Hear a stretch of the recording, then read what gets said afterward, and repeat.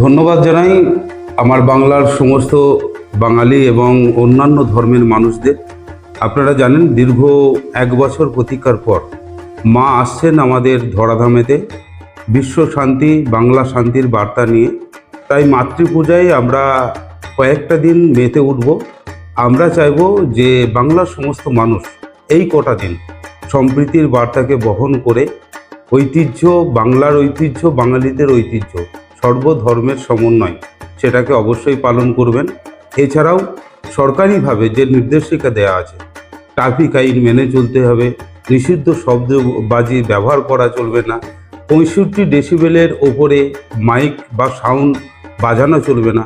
সেই বিষয়গুলো আপনারা অন্তত গুরুত্ব দিয়ে সেগুলোকে পালন করবেন এবং এই পূজা কটা দিন সমস্ত স্তরের মানুষকে নিয়ে ঐক্যের বন্ধনে বেঁধে আনন্দ উৎসবে মেতে উঠবেন, এই কামনা, এই আশাই করি।